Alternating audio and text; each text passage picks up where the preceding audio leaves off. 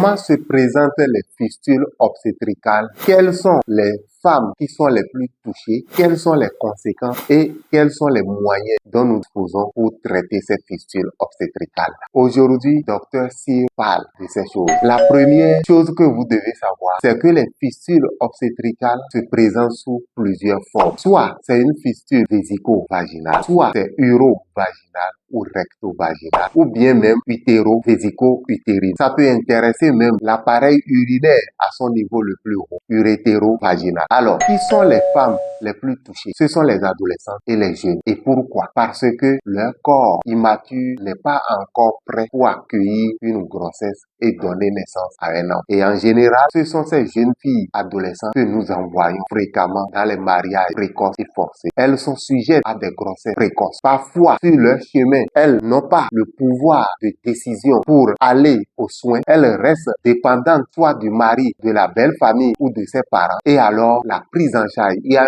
retard dans le recours aux soins et la conséquence, c'est le travail prolongé qui donne ces fistules. La troisième chose que vous devez savoir, ce sont les conséquences. Elles sont terribles. Il s'agit des conséquences physiologiques qui sont relatives aux infections, aux plaies chroniques et douloureuses, aux infections rénales, maladies rénales ou parfois même c'est la mort. La deuxième conséquence, elle est sociale. À cause des odeurs des urines ou des selles, ces femmes sont stigmatisées, elles ont honte et alors elles s'isolent ou parfois même rejetées par la communauté, rejetées par leurs parents, rejetées par le mari et les amis. Conséquences psychologiques alors, elles tombent dans des dépressions et sont animées par des idées de suicide, c'est-à-dire se donner la mort. La quatrième chose qu'il faut savoir, c'est que ces fistules obstétricales prennent leur origine dans la pauvreté. La pauvreté qui, à la base, fait des jeunes filles et des adolescentes des maladies chroniques rend leur corps fragile. Avec l'immaturité corporelle, la grossesse et l'accouchement deviennent des événements à risque. La même pauvreté est à la base des mariages précoces. Et cette même pauvreté fait que les femmes dans notre culture, elles n'ont pas le pouvoir de décision. Elles sont sujettes à des violences sexuelles qui donnent des grossesses non désirées et précoces. La cinquième chose qui est la plus importante et qui donne de l'espoir, c'est que ces fistules obstétricales sont traitables. Et aujourd'hui, dans notre pays, il y a des organisations qui s'occupent de la prise en charge de ces femmes victimes de fistules obstétricales, notamment la Fondation Claudine Talon, qui assure une prise en charge globale et totale à ces femmes-là. Et la prise en charge, c'est la chirurgie qui donne une guérison 100% à ces femmes. Et une fois que ces femmes guérissent,